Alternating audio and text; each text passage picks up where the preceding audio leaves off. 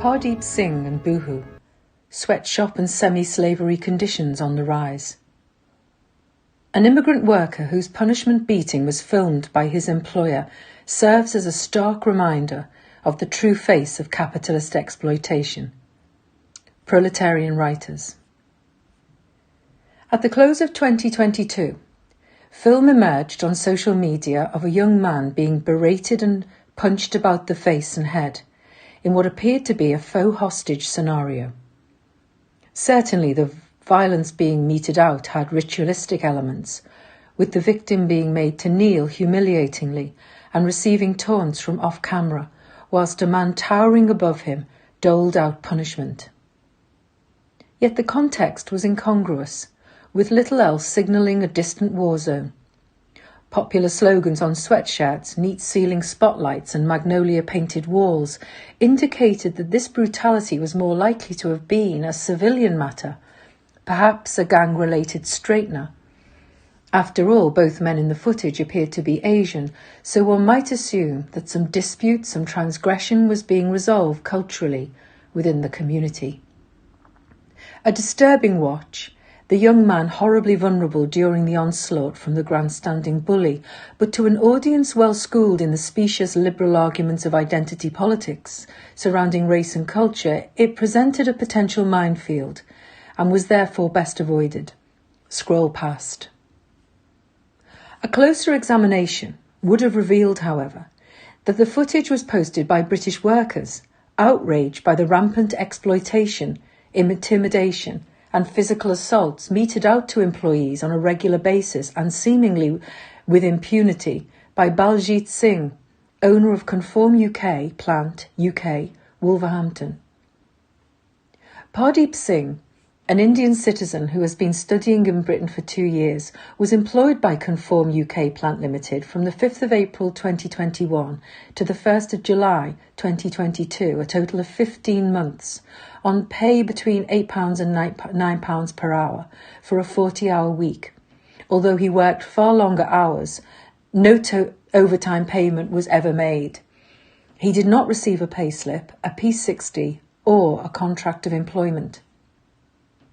On the evening of the 15th of October 2022, Pardeep Singh visited Pardeep at his home along with 15 other men. For the crime of having demanded his back pay, they beat him so badly that he required hospitalisation, and he's currently being treated for mental distress. The entire attack was recorded by one of the boss's companions and published on social media. Meanwhile, even as the British police were called and the crime report was registered, Pardeep's family in India was being visited by friends of Pardeep and threatened. The company, a subtractor to the construction industry mainly specialising in concrete laying for new buildings, car parks, shopping malls and warehouses, has been accused of routinely abusing its employees and withholding wages. Pardeep Singh presently employs about 10 workers, although in the past he has had between 30 and 40 on the roll. His workers are expected to present themselves at 5 a.m. or earlier and to work until 7 p.m, when they are transported back to the company site, a working week of 70 to 80 hours. They are only paid for up to 40 hours, however, with their remaining wages being paid as a lump sum at a later date. National insurance and tax contributions are not deducted from the lump sum. The workers have neither payslips nor contracts of employment. If Pardeep Singh and his cronies thought that filming the abuse of Pardeep would act as a warning to other workers seeking fair pay and conditions, then it backfired spectacularly. Pardeep and his friends organised a protest outside the company's premises in Wolverhampton, which was attended by 400 people and addressed by several of the company's workers. Following the rally, a meeting was held to seek justice for for Pardeep and to hold Baljit accountable for his crimes, initiating the campaign to seek justice for Pardeep. Following this, one of Pardeep's co-workers was firebombed at his home in November, and it is widely believed that Baljit is aiming to frighten workers who are organising for justice and to expose his crimes. The workers of Conform UK Plant Limited have not been alone in their struggle, receiving support from both the Indian Workers Association, IWA, and the Birmingham Trades Union Council, the BTUC. Super exploitation practices becoming the norm in several sectors. Such flagrant abuse of workers cannot be dismissed as an isolated incident. As we covered in July 2020, similar levels of super exploitation are no longer rare in Britain, particularly among vulnerable immigrant communities. In Leicester's garment industry, which supplies cheap clothing to high-profile retailers such as Next, Very, ASOS and Boohoo, workers were revealed as being routinely mistreated to such an extent that the term sweatshop carried no hyperbole. Leicester sweatshops keep their heads down despite COVID panic, 17th of July 2020. Housed in unsafe and unsanitary conditions for long hours while being paid the derisory sum of £3 to £5 an hour, and with few concessions made to the spread of COVID at the height of the pandemic, the stark images of Victorian exploitation of impoverished workers were horribly revived. Indeed, rather than implementing some adaptations to working practices for the sake of the health of employees, whether through compassion or the fear of legal redress, output from these businesses increased over the period. Any questioning of employers was met with the confiscation of identity documents, rendering individual workers fearful and quiescent. Those bodies tasked with preventing such abuses, the Health and Safety Executive HSE, for example, or the Gangmaster and Labour Abuse Authority GLAA, seemed incapable of effecting meaningful change. Inspections of unsatisfactory premises would merely lead to a plethora of new start-up businesses happy to evade inspection, making, in the words of one GLAA official, a mockery of legislation and regulation. The image-conscious retailers promptly distanced themselves from the disposable fashion retailer Boohoo when it emerged that that company relied heavily on dubious sweatshop lines. But there was little evidence that this was anything more than a diversionary tactic to keep their own supply lines free from investigation. Such duplicity is to be expected from profit-squeezing manufacturers and retailers. A GLAA official interviewed by the Financial Times in 2020 was fully aware that the prevailing attitude was, it will blow over. And more worryingly, that the sweatshops were common knowledge to councillors and MPs in Leicester. Treating workers as disposable despite pandemic conditions that placed an extra duty of care onto employers was simply business as usual. In an industry sensitive to the whims of the public, the impact of window dressing is appreciated. In what can only be viewed as a tawdry damage limitation exercise, Leicester's Fashion Technology Academy inaugurated a new qualification in 2022 aimed at educating workers in the garment industry regarding their rights as employees. This 10-hour course is apparently designed to give workers an overview of their rights in the workplace, covering such areas of how to apply for jobs safely, the national minimum wage, holiday pay, and reading payslips. The syllabus also includes information on how to identify the main signs of modern slavery and labour exploitation, and the ways in which you can report concerns to the GLAA and law enforcement. The course has the full support of the GLAA, which claims on its website to be passionate about ensuring that all workers are able to understand what they are entitled to and how things should work for them in the workplace. There we have it. If only these employees had received their Level 1 certificate before or during the pandemic, perhaps they would never have been subject to such abuses. If only they'd been more aware, more assertive, then their wages and conditions might have improved. Their employers were just waiting patiently for the opening of that dialogue. Where might they ascend to when they scale the dizzy heights of Level 2? Building worker solidarity, planning and taking effective strike action as a prelude to instituting worker-led democracy, one can only assume that Level 3 will be aimed at implementing legal proceedings against negligent and criminal employers. This contemptible, empty gesture marks an attempt by an industry hyper-aware of image to mask blatant profiteering by foisting responsibility onto its beleaguered and exploited workers. It aims to knit a cloak of invisibility under which business as usual can continue for the powerful monopolists, protected, as ever, by complicit agencies, regulators and politicians.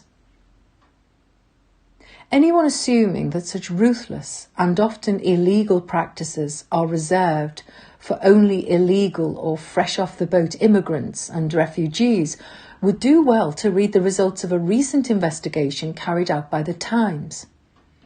In this in-depth article, a picture is painted of workers' conditions in Britain today that can only be described as dehumanising. Having learnt nothing from the damage wrought to its brand, to say nothing of the plight of its garment workers by the 2020 Leicester sweatshop exposé, Boohoo continues to pursue practices that, according to its own employees, are akin to imprisonment and slavery. The Times undercover investigator spent a month as a picker at Boohoo's largely windowless distribution warehouse during the summer season, reporting that temperatures as high as 32 degrees centigrade were recorded even during a night shift when the temperature outside was just 19 degrees centigrade. The upper floors of the warehouse, an aircraft hangar-sized facility on the outskirts of Burnley, were entirely lacking in outside ventilation and air conditioning. The picker's job involves rushing around the aisles collecting items for posting at the direction of a bulky black device that must be strapped to the wrist. Failure to meet the specified target of 130 items an hour results in a picker receiving feedback and can ultimately lead to dismissal. Despite Boohoo's claim that pickers cover 7.5 miles per shift, the Times reporter covered up to 13 miles during the 11 hours he spent on the warehouse floor. The physical demands of the job, coupled with the pressure on staff to limit themselves to only 1 or 2 timed lavatory breaks on a 12-hour shift, has regularly led to workers collapsing in the aisles. Ambulances are called to the site on average once a month to attend workers complaining of chest pain, convulsions and blackouts. Up to 3/4 of the 59 ambulance call-outs over the period in question resulted in hospitalisation. In addition, workers are provided with shoddy and ill-fitting clothing, particularly shoes, causing blisters and muscle strain. In a further risk to their safety, they have to unload heavy boxes of jeans from a lorry without any training or support, leading many to incur shoulder and back injuries. Despite management reassurances regarding safeguarding, staff have even been refused requests to allow unpaid rest breaks. In such conditions, it's hardly surprising that staff turnover is extremely high, with many workers leaving and others dismissed for failing to keep up with demand. Boohoo claims that the productivity output of its employees averages £83,700, up 13% on a year ago. But pickers are paid just £11 an hour. Understandable then that staff have scrawled the words prison and slaves around the workhouse floor. If that wasn't already enough, workers have already reported further types of harassment and discrimination at the same Boohoo workhouse. Asian staff are routinely sent to pick in the hottest part of the workhouse and have been mocked when they complained against such overt prejudice. A female worker who claimed to have been sexually assaulted was ignored when she reported the incident, then accused of lying, only for the assailant to admit the attack when later questioned and finally sacked. Reassurances that Boohoo had a zero-tolerance attitude to racism and sexual harassment have done nothing to alleviate the workers' fears. Inside the Boohoo warehouse, where workers call themselves slaves, by Billy Kember and Tom Ball, 22nd of November, 2022.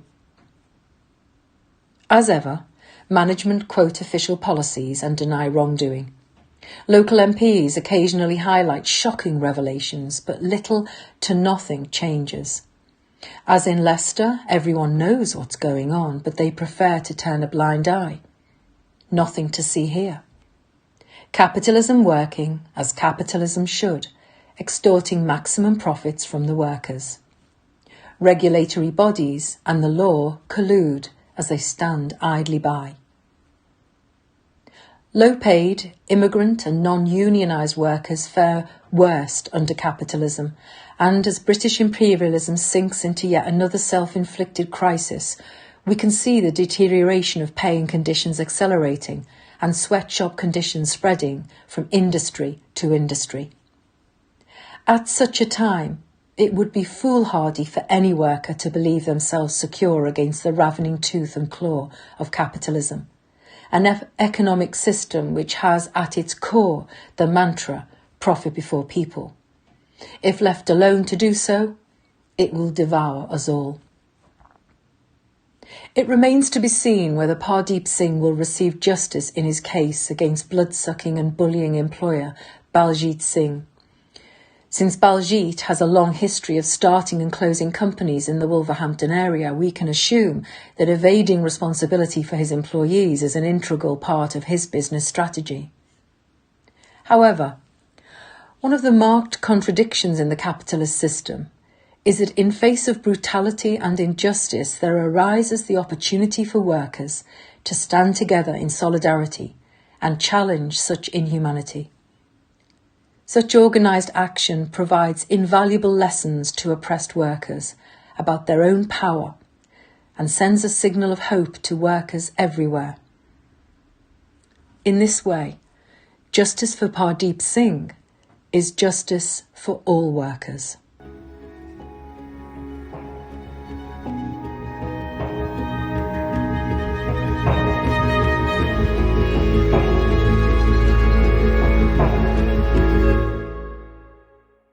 Thanks for listening to Proletarian Radio. We aim to bring you the best Marxist analysis on current affairs, revolutionary history, and theory. Do like, comment, subscribe, and share our content to help us reach the widest possible audience. We are a small organization with limited resources, and we need workers' support if we are to grow and fulfill our mission. If you are able to make a one-off or regular donation, no matter how small, please visit our website at thecommunists.org and register as a supporter.